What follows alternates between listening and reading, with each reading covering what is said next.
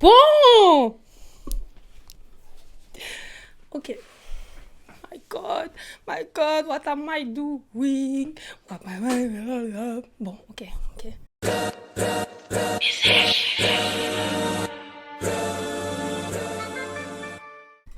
Hello guys, j'espère que vous allez bien. It's been a while.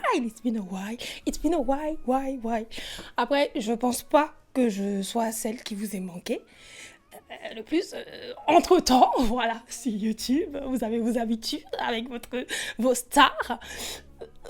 Voilà. Mais shame on me quand même parce que j'étais quand même censée vous produire du contenu afin que vous puissiez prendre plus soin de vous. Voilà. Mais ça n'a pas été... je ne l'ai pas fait. Je ne l'ai pas fait pour plusieurs raisons. Voilà.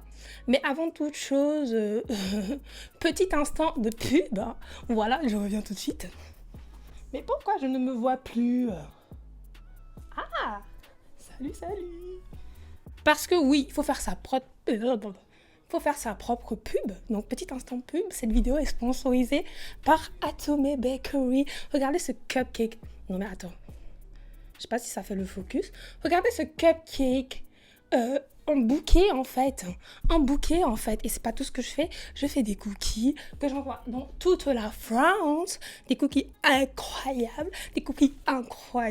Donc voilà. La vidéo est sponsorisée par moi, ma propre entreprise. Vous pouvez suivre le compte Instagram de Atome Bakery si vous êtes en France. Si vous êtes à Montpellier aussi. On livre sur Montpellier. On livre partout en France. Pas les cupcakes. Les cupcakes, c'est que pour les gens de Montpellier. Et voilà, allez-y faire un tour, show love, support, little business, même si mon business n'est pas voué à être little, je le vois bien géant. Donc voilà, allez-y, show du love, et puis voilà, merci beaucoup. Donc, on va commencer la vidéo maintenant. Prenez votre petit verre d'eau, votre thé, votre cupcake ou votre cookie, et on va commencer. Comme je vous l'avais dit, je ne vous ai pas produit de contenu parce que pour moi, il était évident d'aborder certaines choses d'abord. Je ne me voyais pas donner des conseils aux gens sans qu'ils ne sachent vraiment d'où je viens et pourquoi j'insiste sur certaines choses. Donc pour moi, c'était important et surtout pour ma guérison personnelle, c'était important de faire cette vidéo. Donc, c'est vrai que cette vidéo, elle est dédiée à vous, mais c'est une vidéo de moi à moi pour mettre un point final sur ces longues et vraiment très longues années où j'ai dû me battre avec moi-même pour m'accepter. Et donc voilà, je vous propose cette vidéo. J'espère que vous allez faire preuve de bienveillance. Et même si vous en faites pas, bon, c'est pas grave. Moi, j'en ai fait envers moi-même. Et voilà, vous vous rendrez compte avec cette vidéo que c'est pas tout on dit à tout le monde et tout le monde n'a pas la même sensibilité que tout le monde. J'espère que cette vidéo vous apprendra à tourner 7 fois votre langue dans votre bouche avant de prononcer des termes ou de réévaluer un peu votre niveau de bienveillance. Donc voilà, let's go into the video. Aujourd'hui, on va parler de comment la bouche des gens a gâché ma vie, très clairement. En tout cas, je vais pas dire ça a ruiné ma vie, mais ça a beaucoup affecté une partie très importante pour chaque être humain. Un aspect très important de la vie pour chaque être humain, c'est ma confiance en moi. Donc voilà, on va commencer par la jeunesse. Donc moi, je suis Marie-Jeanne, vous le savez déjà. Je suis née le 16 avril. Et non, je suis née le 16 juin 1996, une date bien mystique si vous regardez la fin de tous les chiffres. Les chrétiens, vous sortez les Bibles actuellement. J'exagère. Donc voilà, je suis née le 16 juin 1996, donc du coup cette année j'ai 27 ans. Et faut dire que j'étais un bébé, on m'a beaucoup répété que j'étais un bébé, un gros bébé. Que j'ai fatigué ma maman. Tu vois, les bébés, on en parle pendant des années, des mois. Que toi, tu étais un gros bébé. Hein? Toi, tu étais un gros bébé. Hein? Maman va me répéter 3,9 kg. Mais 3,7 kg, là, je sais plus. Mais en tout cas, plus de 3 kg. J'étais un gros bébé. J'étais un bébé dodu. Donc, dès le ventre, j'étais déjà une go qui savait que la nourriture et moi-même allons faire l'enfeu. Donc voilà, j'étais un enfant dodu, rond, voilà, mais ça passait quand ça, je pense que ça passe encore quand t'es vraiment un enfant. Jusqu'à mes 4-5 ans. D'ailleurs, petite anecdote. Et ça qu'il y en a beaucoup qui ont pu me respecter après cette anecdote. Mais c'est pas grave, c'est pas grave, c'est pas grave. On est là pour se livrer. Petite anecdote que mes tantes et ma mère et ma famille m'ont raconté. C'est que quand j'étais petite, j'aimais ramasser les miettes pactées. Je pense que dès le bas âge, je savais déjà qu'il ne fallait pas gaspiller la nourriture. Il fallait foufa. Et donc, surtout, ce que j'aimais beaucoup ramasser par terre, c'était les miettes de spaghettis. Tu vois, donc les gens mangent. Je ramasse les miettes de spaghettis par terre, je mange. Et un jour, j'ai ramassé. Vous savez ce que j'ai ramassé? Et puis, il y avait foufa. Que des magouillas. Il y avait foufa, que des magouillas. Mon affaire de nourriture là, c'est que des magouillas. Maintenant, il y a des foufa. Voilà. Donc, c'est une anecdote que mes tantes et mes oncles, voilà, ils ont pu me charrier pendant longtemps. Bref. Donc, on va dire jusqu'à début primaire, j'étais une enfant relativement normale, relativement énergique, même si j'aimais manger, ça allait, voilà. Et on va dire que au fur et à mesure du temps, plus le temps passait, plus MJ, voilà. Je pense que c'est, voilà, je grossissais. Après, il faut dire que ma maman, elle a toujours fait tout, mes parents, hein, ils ont toujours fait tout pour nous mettre à l'aise. Donc, il y avait des goûters ici, les goûters de 10 heures, les goûters après-midi, le soir. En tout cas, on mangeait bien. On mangeait bien. Quel enfant va résister à un stock de goûter, un stock de biscuits, un stock de bonbons présents dans la maison? Votre go s'empiffrait de tout ça. Je mangeais tout et n'importe quoi, tout le temps, à tout moment. Je passais toute ma vie toutes mes journées à grignoter. Je pensais nourriture, je dormais nourriture. Je me réveillais nourriture, je rêvais nourriture. Le lendemain matin, la question était qu'est-ce que j'allais manger? En tout cas, j'aimais manger et ça a commencé à se ressentir sur mon corps. Et c'est là que les choses vont commencer à se gâter pour votre go. Donc voilà, on va rentrer dans la partie où je vais être un peu moins excitée. Voilà. Et donc du coup, ouais, comme je vous ai dit, j'ai commencé à grossir. Et ça se voyait. Et vous savez tous que quand tu prends un peu de poids dans une famille africaine, je pense que c'est un peu pareil partout. Quand tu prends juste du poids, tout le monde se met à te faire des remarques incessantes. Et moi, je trouve que c'était, dans mon cas, hein, c'était tous les jours, mais genre vraiment tous les jours, à tout moment, le moindre fait et geste que je faisais était toujours ramené à toi, tu aimes trop manger. Il y a comment tu es grosse. Et j'avais même mon petit nom, c'était Lupita. Faut savoir que Lupita, c'était une série, une novelas qui passait sur les chaînes nationales. Et c'était une petite fille ronde, vraiment ronde, quoi. Et c'était mon surnom pendant un long moment. Les propres membres de ma famille m'appelaient comme ça. Ils m'ont appelé comme ça jusqu'à, je sais pas, jusqu'à ce que je perde du poids. Ouais, j'étais la Lupita. Majo, tu aimes trop manger. Majo, y'a comment tu es grosse. Majo, tu t'es gâtée. Regarde-toi, tu es en train de devenir vilaine. Mais tu es vilaine. C'est quoi ça? Regarde-toi, tu vois pas tes copines. Tes copines sont minces. Et shout out à ma meilleure amie, Pakoshi, Oxane. Comme d'habitude, on passait tout mon temps à me comparer à ma meilleure amie qui, elle était svelte. C'est toujours même d'ailleurs la go ping-pong du quartier, tu vois. Et moi, ils étaient tout le temps, moi chez moi en tout cas, c'était toujours des, regarde comment tu es grosse, regarde, tu peux pas faire comme Roxane. Roxane, elle est mince, Roxane, elle prend soin d'elle, regarde-toi, regarde comment tu étais, etc. Il faut dire qu'à cette époque-là, c'était, on va dire avant mes 12 ans, j'en avais rien à foutre.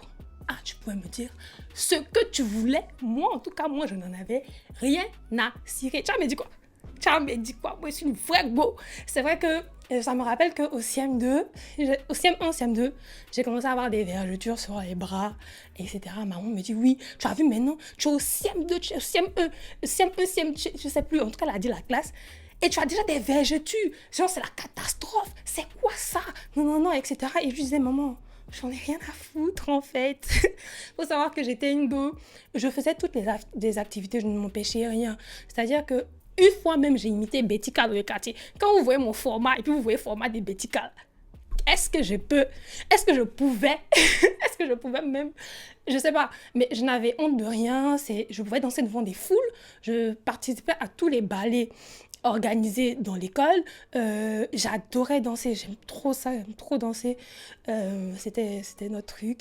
Même concours de Miss, je participais et tout. D'ailleurs, ça, deuxième anecdote, il y a un concours que je n'ai pas oublié parce que en général, les concours de Miss qu'on faisait, c'était avec ma copine Roxane parce qu'on s'ennuyait.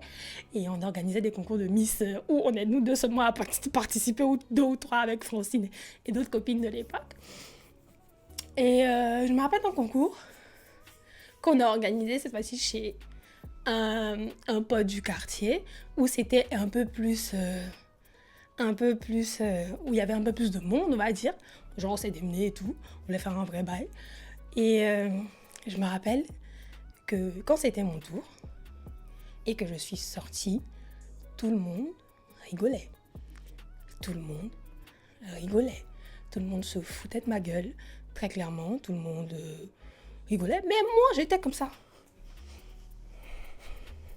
Quoi, en fait? Tu vois, j'en avais rien à foutre. Et arrive le moment fatidique du collège. Il faut savoir que tout mon primaire, j'étais au système national en Côte d'Ivoire. Et je pars au système français. Et là, c'est autre chose. Moi, j'ai vécu une expérience... Je vais pas dire que les gens m'ont harcelée, mais le fait, on va dire, d'avoir des commentaires similaires aux commentaires que j'avais à la maison. Parce qu'il faut savoir qu'au primaire, tous mes amis étaient super sympas. C'est-à-dire que même si ils pensaient que j'étais grosse, même s'ils me trouvaient grosse, quand t'es enfant, que tu as confiance en toi, et même que tu es adulte, que tu as confiance en toi, personne ne remarque ça. Personne ne voit ça. J'avais mes petits gars et tout ça. Enfin, personne ne voyait ça, tu vois. Et arrivé au collège, j'arrive dans un autre monde. Il faut savoir que le système national et le système français, c'est deux mondes différents. Je suis arrivée dans le monde où il y a les petites bourgeoises que tu vois dans les Disney Channel, etc. Moi, une petite fille d'Abobo. Ben oui, j'habite pas loin d'Abobo. Avant, j'avais grave honte de ça. Et justement, à cause de mon expérience au collège, j'avais grave honte de là où j'habitais. Alors qu'il n'y avait aucune raison, bref. J'avais grave... Bref, faut pas que je me perde. Donc, j'arrive au collège. Et là, je sens, même si j'ai des copines et tout, je sens qu'il y a un truc qui va pas avec moi, tu vois. J'avais ma copine.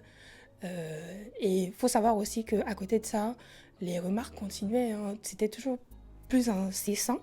Parce que oui, plus le temps allait, plus je prenais du poids. Il faut savoir qu'en 6e, j'avais quoi, 11-12 ans. J'étais déjà presque 90 kilos alors que je faisais même pas 1m60. C'était beaucoup. Mais à l'époque, je ne me rendais pas compte. Pour moi, je vivais juste. J'étais juste une enfant. Et justement, mon arrivée au collège m'a fait me rendre compte qu'il y a un truc qui ne va pas avec moi. Voilà, parce que un membre de ma famille qui était dans le même collège que moi, limite, refusait que je lui adresse la parole à l'école. Cette personne-là refusait que je lui parle parce que je lui faisais honte. Parce que quand je suis arrivée dans le collège, cette personne a été avant moi dans le collège. Quand je suis arrivée dans le collège, les gens de sa classe, qui sont des gens de la haute d'aujourd'hui d'ailleurs, que vous voyez sur la toile, se sont moqués de cette personne, qui se sont foutus de sa gueule, puis ont dit c'est ta soeur quoi. Ta belle c'est vilaine. Bon oui, vous aurez compris, cette personne c'est mon grand frère qui, voilà, je vous le dis tout de suite, aujourd'hui on a de très bons rapports. Il s'est excusé de son comportement, il a compris qu'il a été très dur avec moi. Bref, vous comprenez par la suite. Mon frère ne me parlait pas parce qu'il avait honte de moi. On ne se calculait pas dans le collège, on ne se parlait pas. Si je faisais l'erreur de me rapprocher de sa classe, je pouvais voir que ces démons sortaient. Donc voilà, mon frère s'est limite fait insulter dans sa classe par deux filles qui sont les hôtes de la toile aujourd'hui, qui étaient on va dire les princesses de l'école. Et ces filles-là ne se gênaient pas quand elles me croisaient dans les escaliers pour se foutre de ma gueule ouvertement. J'étais dans un environnement où je ne maîtrisais pas en fait ce qui se passait. Autre anecdote, dans ma classe, il y avait les belles gosses, n'est-ce pas? Il y en a avec qui je m'entendais très bien. Et il y en a d'autres qui, très clairement, je peux le dire aujourd'hui, parce que c'est mon expérience et c'est mon vécu, se prenaient pour le nombril du pape. Je me suis sentie, le jour où je me suis sentie comme si je faisais vraiment tâche, c'est le jour où, d'ailleurs je vais vous raconter une anecdote assez éminente pour moi, c'est le jour où il y a eu une de ces filles, les filles super belles de l'école, qui organisait sa fête. Et elle a invité tout le monde. Et moi, elle m'a pas invitée. Et moi, je me demandais, mais pourquoi elle veut pas m'inviter? En fait, moi, je l'adore. Moi, je veux trop être son amie et tout. La meuf me calassait pas. J'ai compris après que c'était parce que je n'étais pas assez belle, assez stylée, assez mince, assez à son niveau, qu'elle ne voulait pas m'inviter. Mais ça, sur le moment, j'ai pas compris. J'étais tellement désespérée. C'est-à-dire que elle fait sa fête, non, elle veut pas m'inviter. Et regardez l'excuse qu'elle me donne, c'est que sa maman ne voudra pas que je vienne. Elle m'a donné une excuse bidon où moi-même, en étant une enfant de 12 ans, je savais que c'était un mensonge. Mais je voulais tellement me faire accepter que j'ai payé pour me retrouver à cette fête. Genre, je vous dis, j'ai volé l'argent de mes parents pour me retrouver à la fête, tellement j'avais besoin de me sentir acceptée par cette personne-là que je trouvais vraiment magnifique, très jolie et tout. Et cette personne n'en avait rien à foutre de moi. D'ailleurs, je suis allée à l'anniversaire. Personne ne me calculait. J'étais dans un coin quelque part là-bas. Personne ne me calculait. Même si, en plus, je suis venue à l'anniversaire en bon. Il faut savoir que moi, j'ai toujours aimé un peu bien m'habiller, tu vois. Et à l'époque, c'était la mode des Edadji. Donc, j'ai dit, maman, comme cette go-là, c'est une go vraiment de la haute, une go classe, etc. Faut acheter mon Edadji. Je me suis dit, je vais porter mes trucs Edadji, mon t-shirt Edadji, mes trucs. En tout cas, je suis venue fraîche pour l'époque. Et on ne m'a pas calculé, j'étais là, comme ça, dans le coin. Bref, ça, c'est une anecdote parmi tant d'autres. Donc, voilà. Aussi, une autre chose, c'est que quand je suis arrivée dans cette école, j'ai connu ce qu'on appelle la bise. Tout le monde se faisait la bise. Moi, on me faisait jamais la bise. On me faisait jamais la bise. On ne s'approchait pas de moi. Enfin, j'étais la bonne pote. Faut savoir que très vite, j'ai compris qu'il fallait que j'arbore une armure pour me sentir... pour me faufiler dans la masse, en fait. Pour me faufiler dans la masse. Donc, j'ai tout de suite arboré... j'ai mis en avant mon côté très drôle, très un peu bête sur les bords, un peu je raconte un peu des conneries et tout. J'ai commencé à faire le garçon manqué. Je pense que beaucoup de filles sont passées par là. Je faisais même des criss-cross. Quand je fais criss-cross et tout. Et j'ai compris que c'était la seule façon pour moi de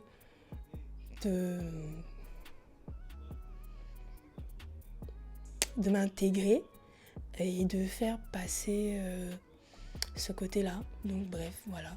J'étais le garçon manqué et donc du coup, aucune personne, fille comme garçon, personne ne te fait la bise. Et ça continue comme ça dans le temps, tout au long de l'année scolaire. Et tu comprends tout de suite que il y a un truc qui va pas. Il y a un truc qui va pas. J'étais amie que avec les garçons. Et encore, c'était pas tous. Voilà. Et donc, le temps il passe. Je continue d'entendre des remarques chez moi, tous les jours, constamment.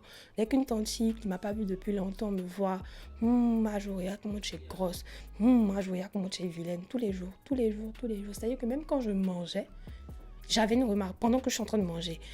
Quelqu'un m'a venu me dire, il y a comment ta bouche tourne. Genre, tout le temps et constamment, tous les jours, des remarques. Et tu as l'enfant que je suis, la pré-ado qui essaie de se dire non, c'est pas grave, non, c'est rien, non, nanana.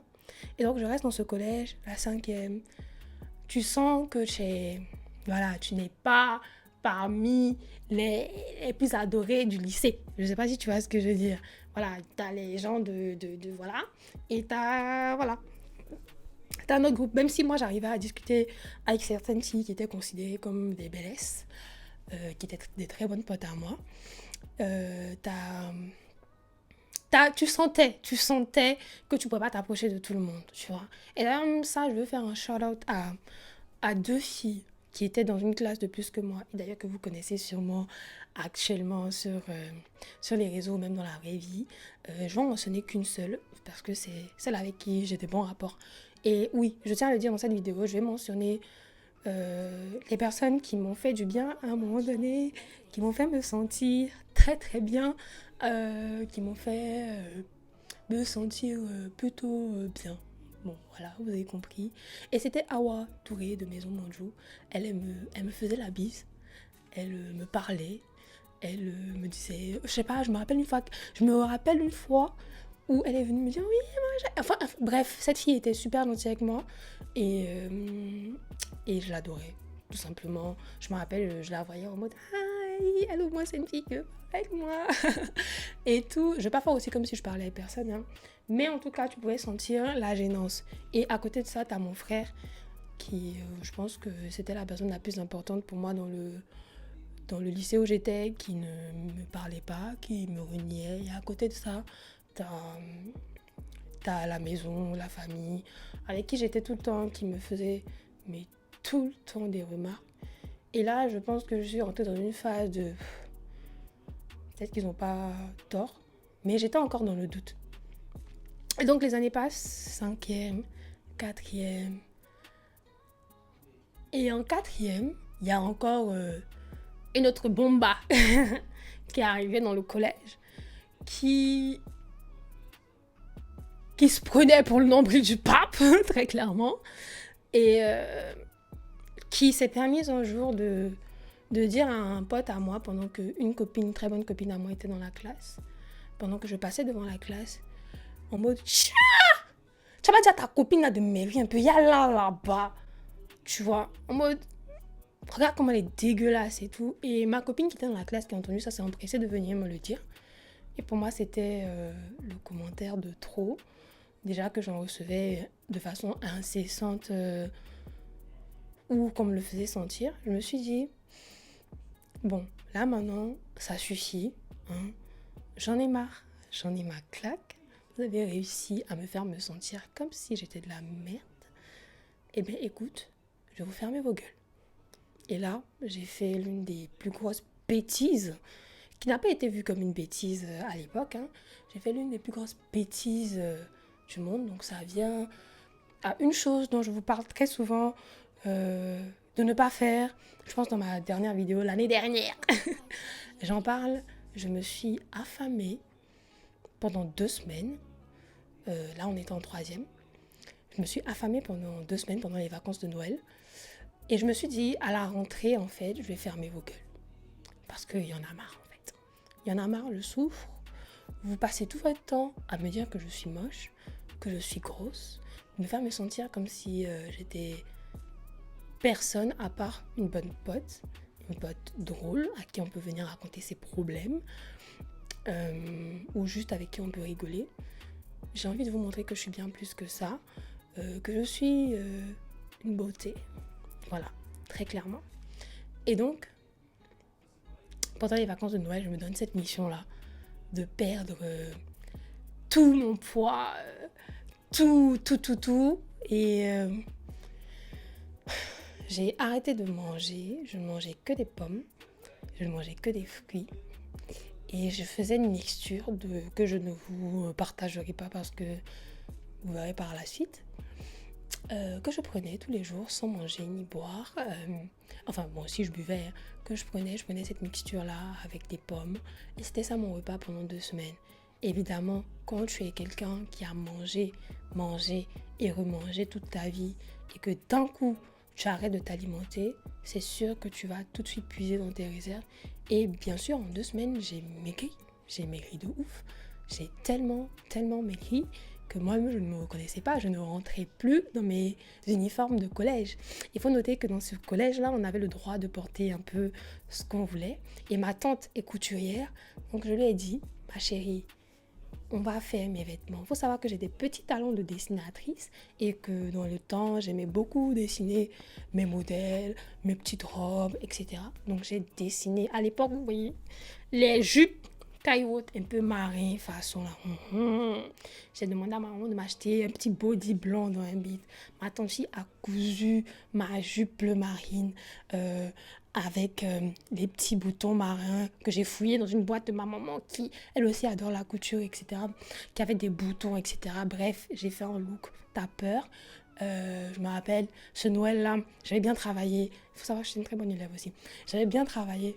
Petit lancer de fleurs. J'ai très bien travaillé, donc j'ai demandé à maman de m'offrir les compensés, etc. Donc ma coiffure de Noël, c'était un petit tissage noir, reste sur le côté, t'as vu les trucs de l'époque. J'ai mis du mascara pour la première fois de ma vie. Non, attends, on coupe ça. Arrive donc maintenant, bref, je me suis préparée. Arrive maintenant le jour de ma rentrée.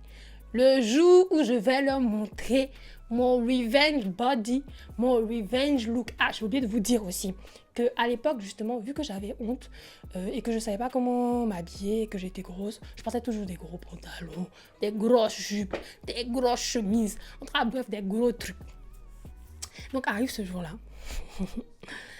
Comment vous dire que j'ai savouré cet instant comme jamais de ma vie. J'ai tellement savouré ce moment. C'était un moment. Mais en même temps que je vous dis que j'ai savouré ce moment, j'étais tellement dégoûtée. À côté de ça, en tout cas, la Marie-Jeanne au fond de moi était dégoûtée. Bref, je vous explique. J'arrive le matin, petite jupe, je vous ai dit, ma jupe. Ils m'ont jamais vu comme ça. Ma jupe, mon haut, mes petits compensés, petits sacs Longchamp. Il y avait le fake à l'époque, je me rappelle. Parce que maman m'a dit jamais va l'acheter un Longchamp.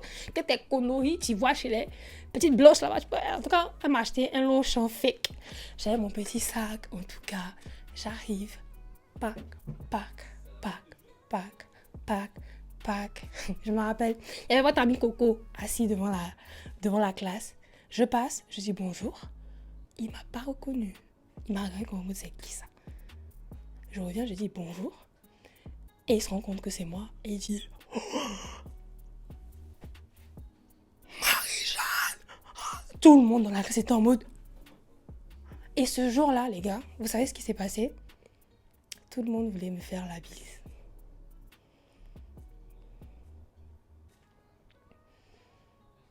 Pour certains, ça peut paraître rien. Hein. Pour d'autres, ça aurait été un moment incroyable. J'étais très heureuse, mais je me suis dit, ah ouais, le monde est comme ça. Le monde est vraiment comme ça, en fait. C'est-à-dire que si tu n'es pas beau, si tu n'es pas considéré comme étant dans la norme,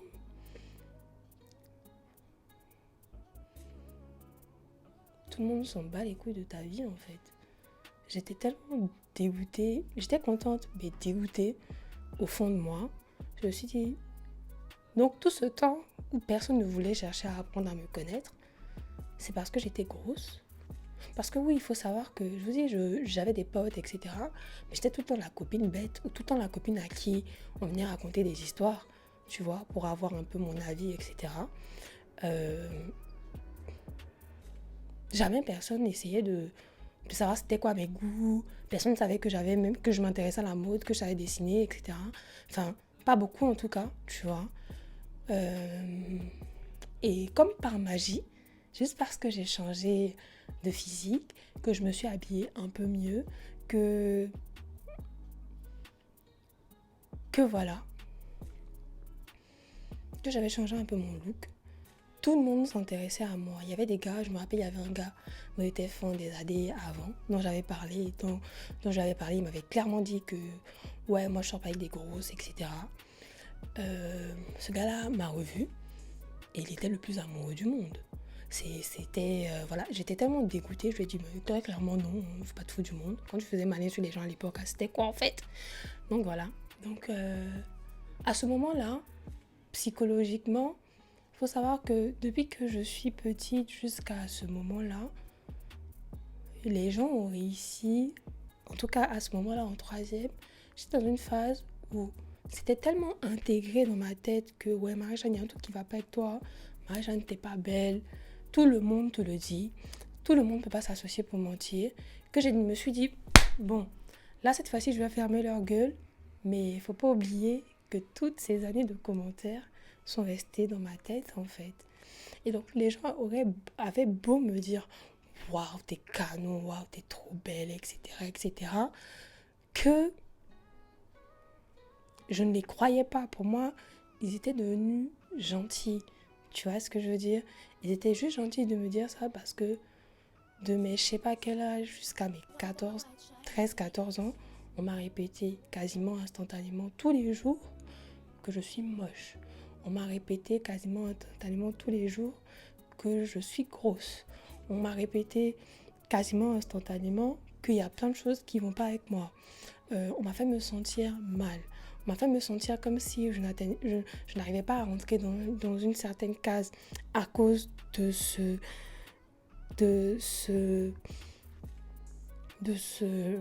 cette apparence-là. En tout cas, que je ne pouvais pas faire plus. Enfin, je ne sais pas comment le dire, mais en tout cas, vous avez capté que, voilà, que tout simplement, je ne pouvais pas faire certaines choses.